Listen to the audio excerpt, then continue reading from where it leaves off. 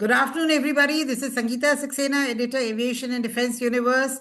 And we have somebody who is absolutely known, a face which I'm sure all of us will recall. This is the afternoon post the heavy, hectic activities of Operation Sindoor. And we have with us Lieutenant General Vinod Bhatia, who is former DGMO, he used to be former DG Infantry. And welcome to the show, General Bhatia. We are just so thrilled to have you with us.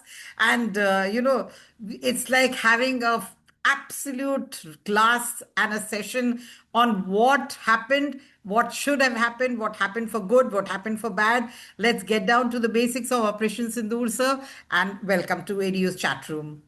Thank you very much, Jahan, to you and the viewers. And it's always a pleasure and an honor to be on the EDU platform. Honestly, it's one of the best platforms that I've ever had discussions on and ever been. Thank you very much indeed. Thank you so much, sir. Jai Hind to you, sir. And sir, the question today we will begin with is what has been, absolutely in every Indian's mind for the last 3, 4 days, the Modi doctrine, sir. So what is it? The Modi doctrine, if you look at the recent history of security of India, because after all, our national aim is to transform India into a modern, prosperous, and secure nation. Right? And that be the national aim. And we have troublesome adversaries, especially on a Western adversary, Pakistan, has been waging a proxy war, a low intensity conflict at the lower end of the conflict under a nuclear umbrella. Right. So we have to see that context. It's been, December of 1990, bleeding into 1,000 Kurds, a proxy war has been sponsored, supported, perpetrated by terror, by Pakistan actually. And it was started in Kashmir, then went all over the country. We had Mumbai 26/11, bomb blasts, Delhi, Parliament attack, Red Fort, Ahmedabad, Coimbatore, Bangalore, Calcutta, you name it, it was all there, right? And Pakistan was doing it with impunity. When I say impunity, I mean impunity. And because they had a nuclear weapon, right? So every time you said something, we are a nuclear powered nation and we are a first use, doctrine, and everyone used to go overboard. Even a small thing like beheading happened on the sea, and when retaliated, we are a nuclear nation. So that myth of a nuclear nation, that myth of blackmail, I think that is the first thing which the Modi doctrine has negated, and it cannot be factored into the Indo-Pak relations any, especially the security. So that is something which I would say is the Modi doctrine. And he said it very categorically in his speech a couple of years back. He says, Goli aayegi, gola jayega. Right? So that is the Modi doctrine. And the people have given this name the Modi doctrine. Why I say that is because I think the first time we ever reacted at the strategic level was after the Uri. I'll take a little longer on this, please. Allow me. Was after the Uri terror strike. We had the Uri surgical strikes. Yeah. And that was the first time we actually at the strategic level. Of course, at the tactical level, we used to do it earlier, operational level, do it earlier. But at the tactical level, the first time, we took 7 targets, 7 teams went in 7 hours. And we did a very good job, nothing left behind. We destroyed the launch pads. And Pakistan said, rightly so, they didn't tell a lie at that particular time, when they said, nothing has happened in Pakistan territory. Yes, nothing happened in Pakistan territory because POK is Indian territory. Right? We have to understand that. So we went and destroyed the launch pads in Indian territory in Pakistan occupied Kashmir. So it forced the Pakistanis to move the launch pads away from the line of control. Right? So that was the first one. And thereafter, if you see, since 26 September 2016, it's been 9 years now almost, we have not had a terror attack outside of G&K. Right? So I think the Modi doctrine starts from there. It doesn't start from 7th of May. Mm-hmm. 7th of May is a defining moment, definitely. Thereafter, we had what I call Jabbar Top, which everyone wrongly calls it Balakot, and I insist on calling it Jabbar Top, where we went into the Pakistani territory and hit a terrorist training camp. Right? And now, post Pahalgam terror attack, we have raised the ante.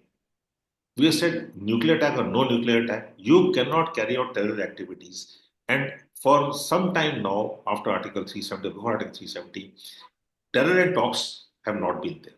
And that is pinching Pakistan. So if you look at the Modi doctrine, it addresses all constituents of essential elements of national power. On the one hand, we have diplomacy, international diplomacy, putting pressure on Pakistan. Then we have informational dying, Yes. informational war. And that is where I think ADU and the media comes into being.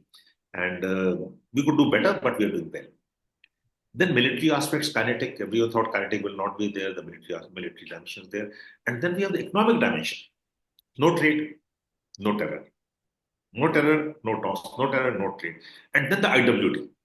Right. So it is not only the military domain, but overall. And when you talk the Modi doctrine, what it has done, what it has achieved, the doctrine has achieved is raising the cost and consequences of Pakistan terror. Because the terror is supported by Pakistan, sponsored by Pakistan, perpetrated by Pakistan. And what have we done over the years? We've been fighting it at great cost. So now we have, and it has translated into Pakistan's low effect, high cost war. It is a low cost, high effect war. And now that has become a high cost, low effect. The cost of Pakistan increased. So I think that is where I think the Modi doctrine is, and it flows from the top, and it is giving straight indicators of a risen, responsible, resurgent India, which is a regional leader and a global power. Right. Right. And I think that is very categorical when we say it is Pakistan who asked for the cessation of hostility. We are wrongly calling it the ceasefire. It is cessation of hostilities. Right. They were forced upon it by a military action which achieved a politico-military end state, the desired end state. So the Modi doctrine is goli aayegi, gola jayega. That is the Modi doctrine. Raising the cost of Pakistan. Simply put, in a layman's word. I will not go into the details of it, but it is. I think it is a much required doctrine. Not that I'm a military man. I don't want war. The last people who actually want war is the military people. Unfortunately, Very, no one understands that, and everyone today is buying for war. No, war is not the answer. War is not a solution. very true. Right? But we cannot let Pakistan get away with a proxy war, a low intensity conflict, with leading us, all over the country, not only J&K. So that is what the Modi doctrine has changed the complete security canvas vis-a-vis Pakistan. And irrespective of what Pakistan, China is, Pakistan, US is, what the relations are, we have managed the world very well. And Pakistan stands isolated diplomatically, militarily weakened, economically weakened, and water stressed. Right, absolutely, sir. And sir, as we continue with this, you've explained it so beautifully because this is something which everybody's been talking about for the last 4 days. And when we continue with it, the last 10 days saw something very interesting, a very major positive and effective synergy between civil military.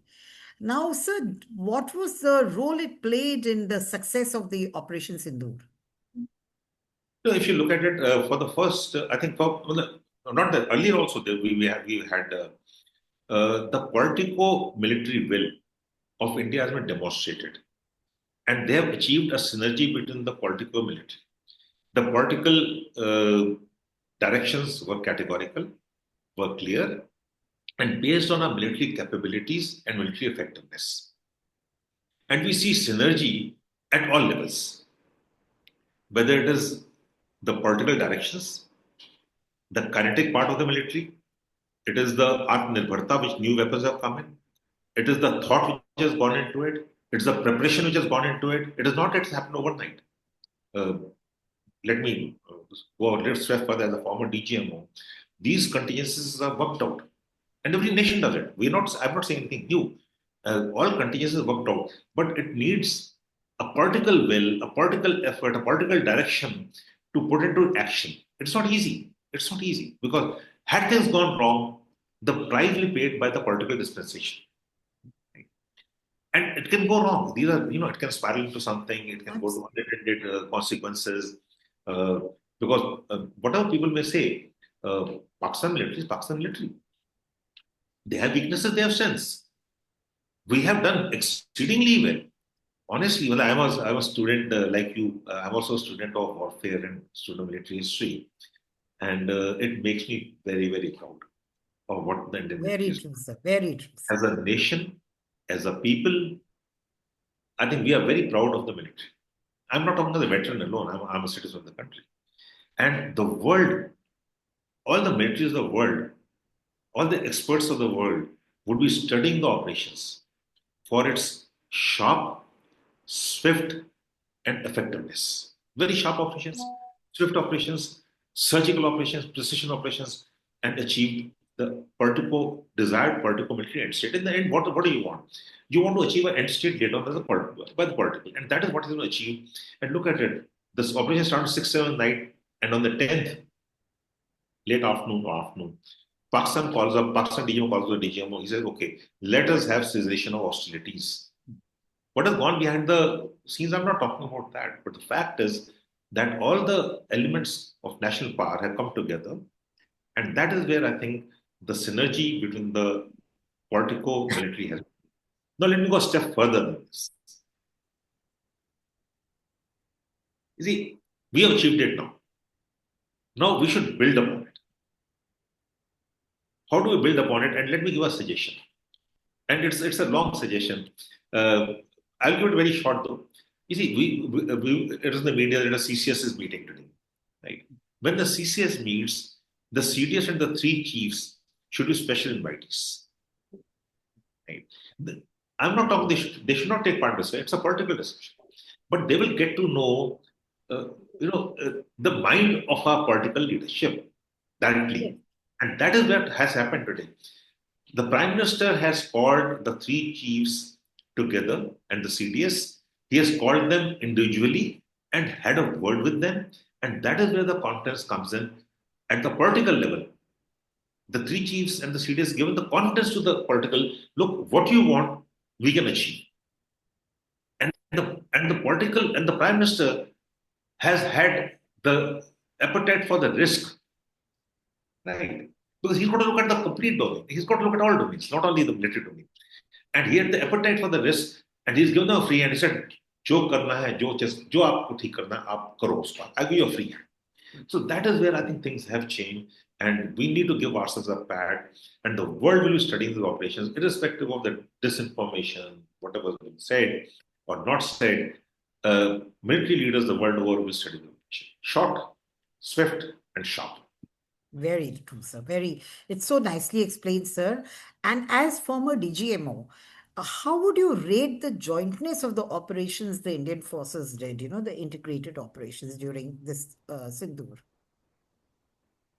See, I've always been of the opinion that we need formal integration.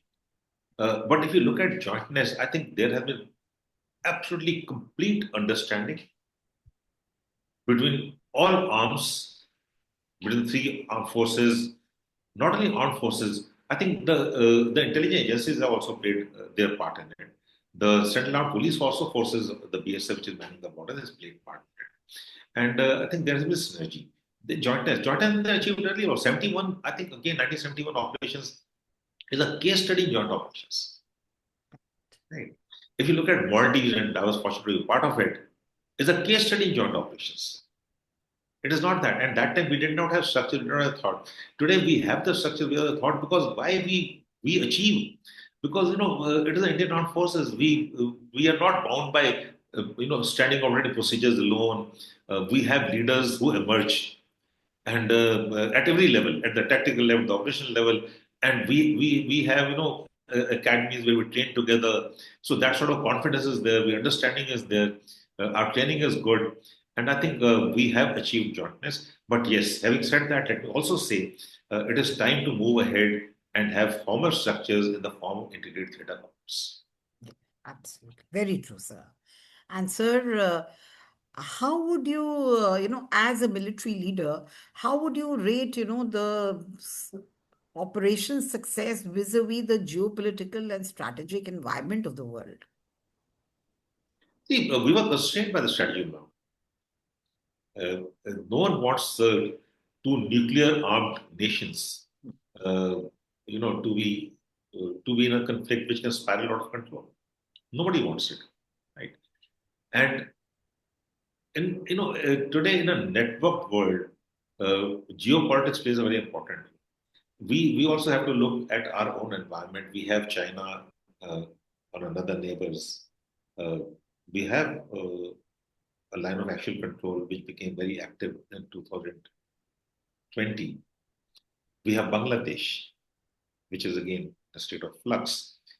So no one, and we have a ongoing Russia-Ukraine war, uh, which everyone thought will end soon. Then they thought they will reach a conclusion, reach some understanding, reach a ceasefire. We have Israel Gaza going on again. So the world is in a stage of no one wants an additional, uh, you know, uh, the third largest military Yes. at war with the I think eighth or ninth largest military. No one wants that. So I think within that sphere, we were very sure about it. And like Prime Minister Modi said, this is not an era for war, right? But that also does not mean that we will keep quiet and not work towards our own security. Our national interest comes first. Our national interest is secure nation. अगर हम विकसित भारत की बात करेंगे, तो we have to have सुरक्षित Bharat.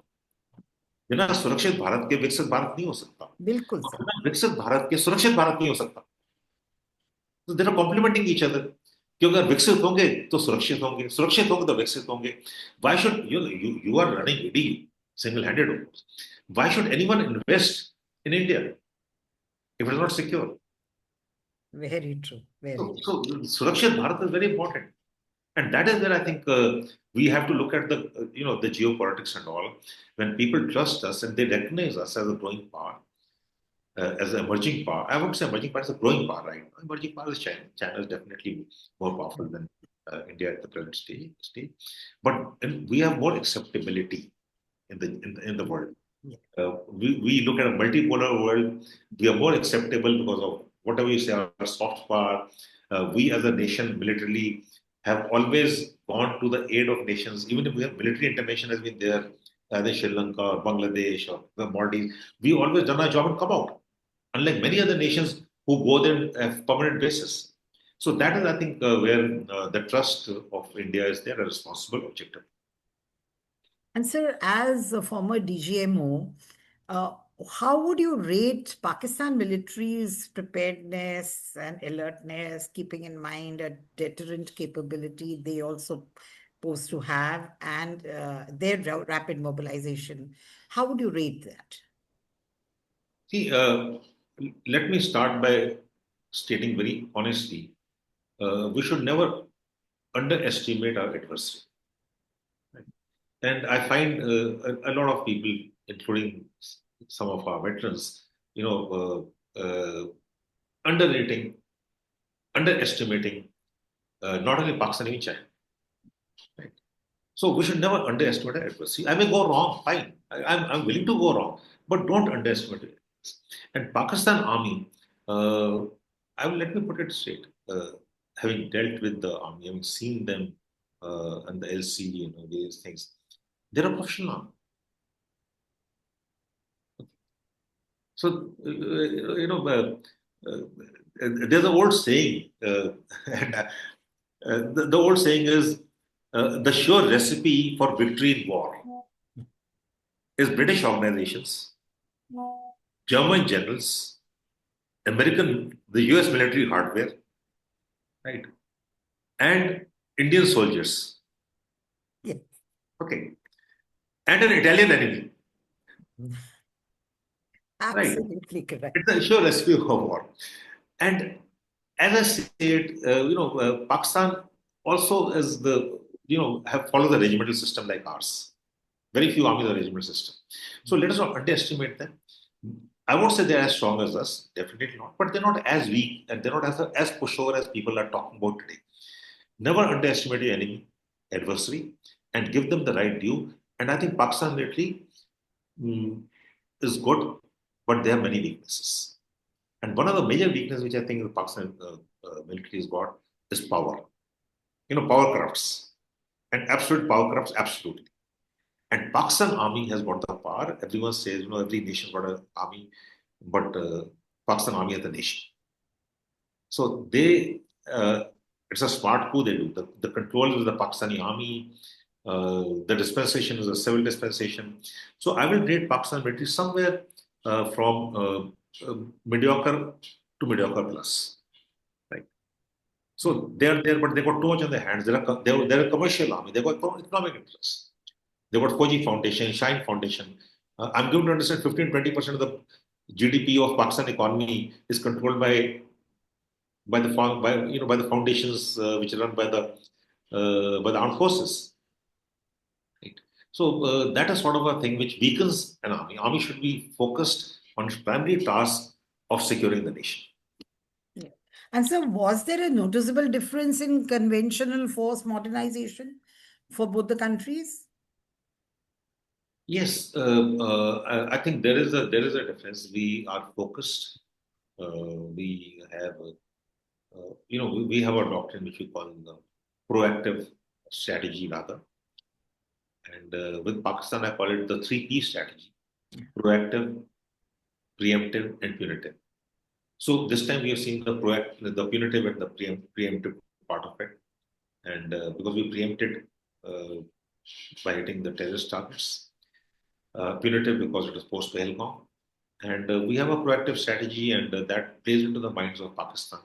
It has forced Pakistan to move its formations further to the east, that's towards India, and I think that does matter. Our strategy against Pakistan is a good strategy. Is a good strategy. Right.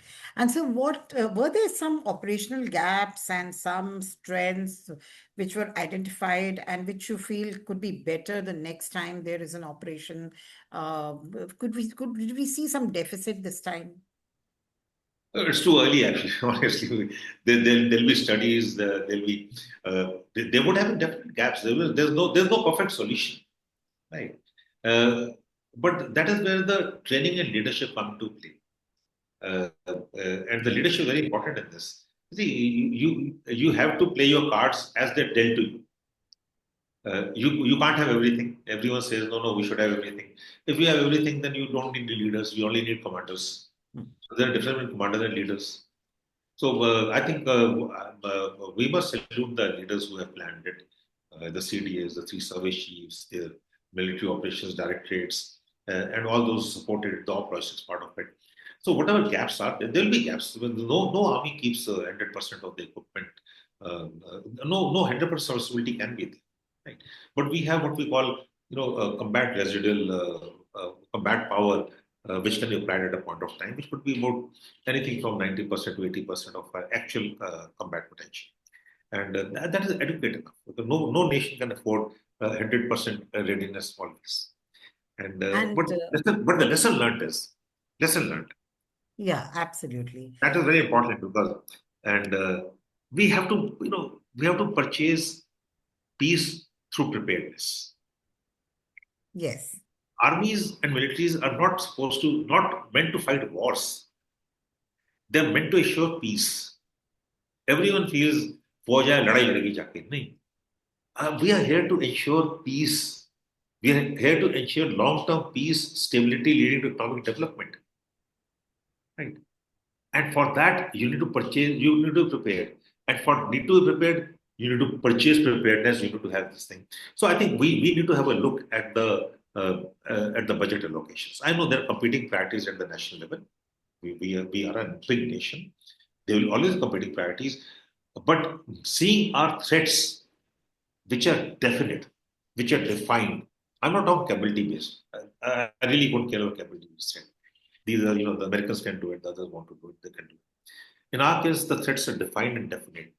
So I should have the wherewithal to meet and mitigate these threats as a deterrence in the conventional domain. Not in conventional domain, in multi-domains. What we call multi-domains. And so, did this exercise, Operation Sindoor, did it validate Indian Army's cold start or what we call a proactive strategy concept? Definitely. I think it did validate that, and that has been there since some time, the cold start strategy. Hmm. And because of that, I'm sure Pakistan, held by including Pakistan, this thing, their early morning systems, the satellites would have picked up the movements of our forces. Some we might wanted to show, some we may not want to show. It always happens. It's a deception. Certain deceptions are part of warfare, especially at the operational level. And because in this particular operation Sindoor, if you see, there's no strategic surprise, right? Because from day one we said कि हम अभी आके मारेंगे तुमको, घुस के मारेंगे सब, right? So there was no strategic surprise. They knew that we are coming. So we had to achieve operational and tactical surprise.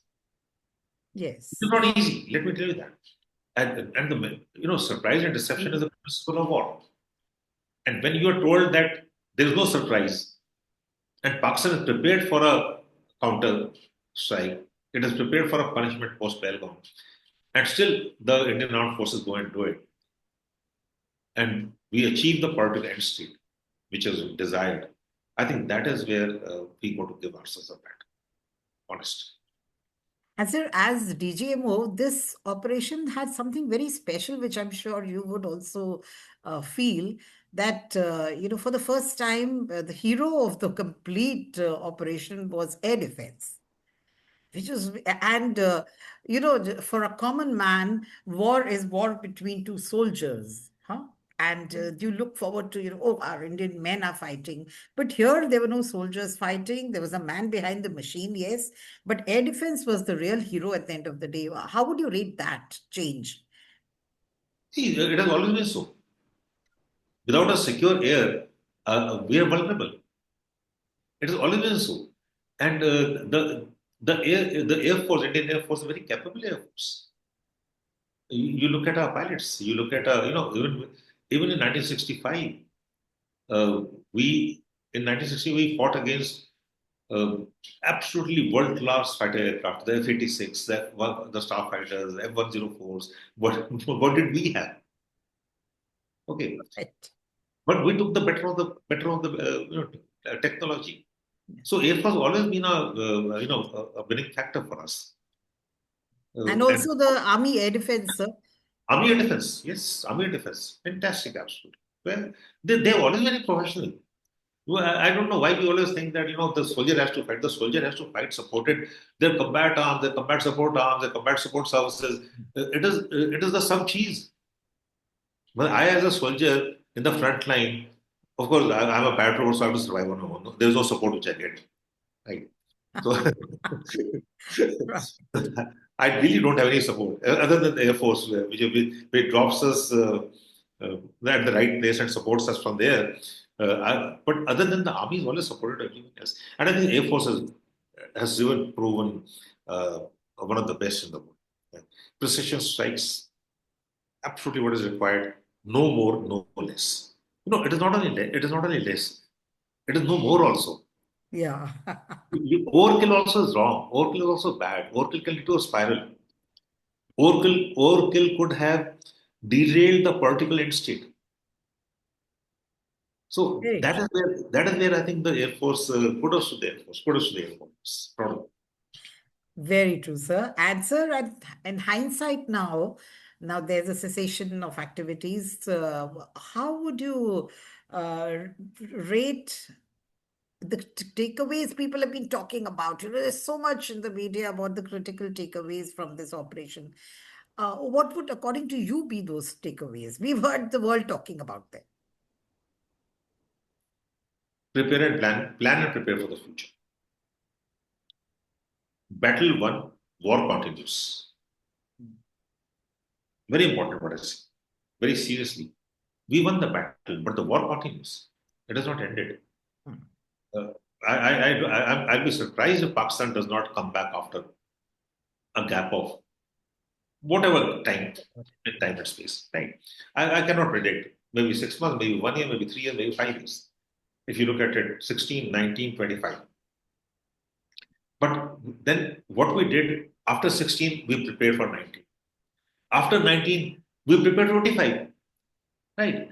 We got the technology required, we got the equipment required, we got the arms required, we built up a indigenous sort of a capability in terms of whatever weapon systems are there. I would like to know.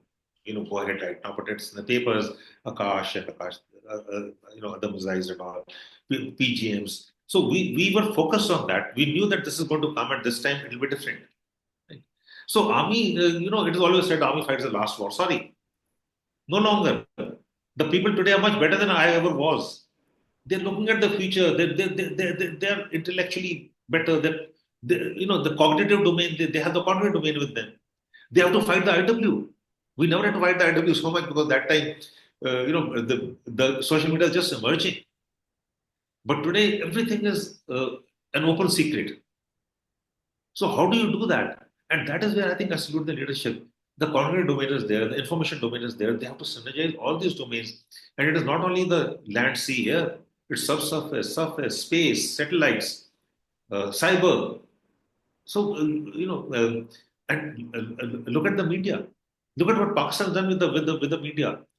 No credibility. They're just claiming, and claiming. And some of the interested media is buying it. And they're re-forwarding it. So that is where I think very responsible platforms like the ADU comes into play.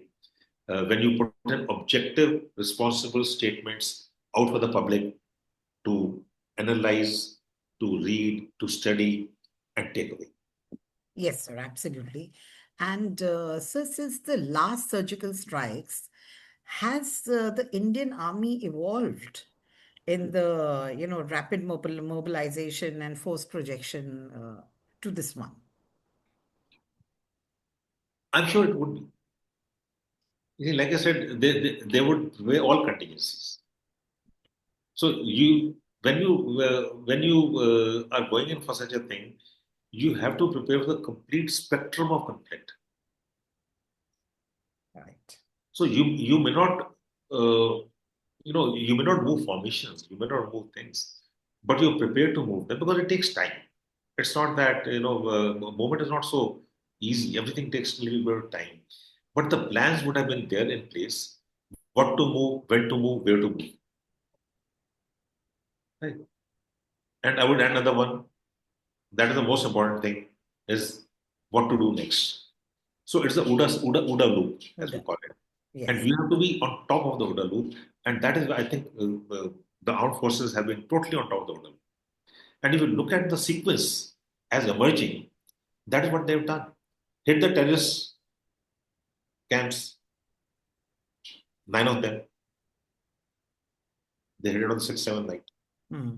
Gave a slight pause for Pakistan to digest what they've done. They went to the media, the foreign secretary, the briefing by by our armed forces personnel, very, Hmm. very well brief, Hmm. saying that this is what we have done exactly. This is what the evidence is, so that there's no doubt in anyone's mind. Then Pakistan reacts. Then we react again. We take out the air defense umbrella. 11 targets, 90 minutes. Right. Once the air defense umbrella is off, Pakistan is vulnerable. It is not a hole. It is a big, as big. We can strike at will anywhere in Pakistan thereafter. Very true. They will take time to recoup, right? And in that time gap where we hit them and time to recoup, we have told them that we can come to you and destroy you. And that is how the cessation of hostilities taken place. Other forces would be at work. I'm not saying other forces not at work, diplomatic force. But militarily, had this not happened, other forces would not have had that much effect.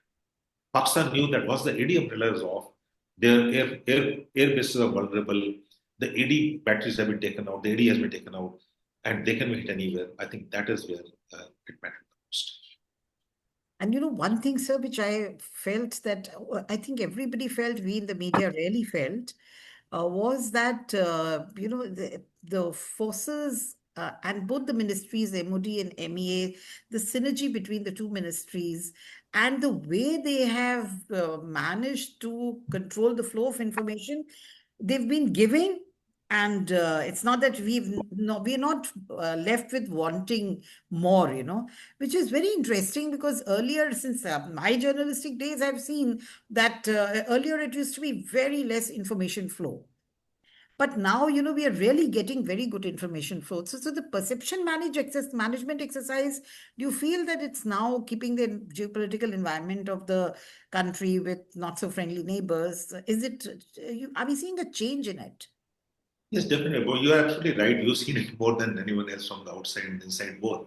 And we see a change. We are more aware of the impact in the cognitive domain, in the information domain. And that has been factored into the operations. If you look at the statements being made right from the first statement onwards, it has all been factored in the impact. Even Prime Minister Modi's speech, I think it's a historic speech. If you look at the speech, he has addressed four constituencies. One, the people of India, the 1.45 billion people of India, he's reassured them that he is proud of them. They are involved. It is not only the armed forces, each and every Indian is involved in this. Each and every Indian was hurt by Pahalgam. Each and every Indian wanted the costs of Pahalgam to be paid by Pakistan. Right? So that is one consequence. Second, if you look at it, he addressed the armed forces, giving them a shabish, raising the morale, including the Central Army, Yes. and then his visit to Adam. The third constituency which he addressed was Pakistan, with no uncertain terms, taking the nuclear factor out of India-Pakistan conflict. Say, you may have nuclear, but we will come and get you. So today, the nuclear rhetoric, the nuclear blackmail, the nuclear umbrella, there's nothing on a nuclear law. Made very categorical and a categorical statement. Nuclear will not desist us, will not deter us from coming to you and making you pay the costs. And the fourth constituency, of course, the international, uh, the world. Right. So I think that was very excellent articulated. Well, I'm going to be complimenting this thing, but as an Indian, I felt very proud. Uh, he has addressed all the domains, addressed all the constituencies. Shots again, very nice, and that is where I think we have to see. And the armed forces have given the platform the success which was desired at the particular level. So what a lovely discussion. And whenever we have this discussion, sir, I can really vouch that you are one of our favorite, So speakers. thank you. Audience just love it. This And one conversation, thing, the conversation is basically what you ask and what you make me answer. it's really very nice. And so at the end, I would like to ask you, have we left an impact on the adversary? What is basically at the moment the message which has been conveyed to them? They have great backing from a great power who's also another neighbor to us. So in such a condition, this Operation Sindoor, what has it conveyed to them? It has conveyed to him a very categorical signal. The strategic messaging is that please stop terror. It's a please in inverted commas. Else, pay for it. And pay for it in all domains. Not only military domain. I think water is going to be very, very important. What we do with the IWT. And Shimla Agreement. What Shimla Agreement they're talking about? They crossed the LC in 99. Where was the Shimla Agreement? Terror, where's the Shimla Agreement? So they have thrown the Shimla Agreement into the dustbin. And when we say IWT is suspended, they are up in arms. It's an international agreement. What is Shimla agreement also an international agreement? An agreement to nations, to governments. Right. You have never bothered about Shimla agreement. You never given anything. You don't even talk about it. What about the Lahore Declaration? February 99, you have the Lahore Declaration, and in February 19, you're already inside the line of control. So what are they talking about? मतलब ईमान तो है ही नहीं ना. Very true, sir. So why should I have a one-sided agreement? You don't do it, I don't do it. Simple, and that is what it is. You want to suspend civil agreement, you will suspend the IWT. And without water, today Pakistan water 95% of the water to Pakistan flows from India. Your low riparian, we respected you for 77 years now, 78 years, right? We gave you everything you wanted. What did you give in return? Hatred, terror. So we pay for it. Simple. Both हो गया. After our strategic patience has run out. That is why the strikes are taking place. But despite demonstrating strategic resolve, India has also shown a strategic restraint. Honestly, had we carried on another 2 3 days, we would have raised the cost, but then it would have gone to another long drawn affair, which is not good for our country because we need to look after people. The well being of our people is very important, and economic development is very important. I'm not talking like a soldier right now, but as an elder, our people have to be looked after. Yeah, very true, sir. So this is a great analysis, sir. And at the moment there is a lull, but we are absolutely alert, and it's wonderful, sir, because to understand this, for a common man to understand these nitty-gritties is very difficult.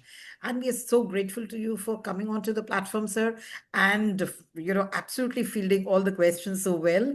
Thank you so much, sir. Wonderful to have you on Edu. And, I'm just wishing that every time we don't want something like this, but every time this happens, we got a great force.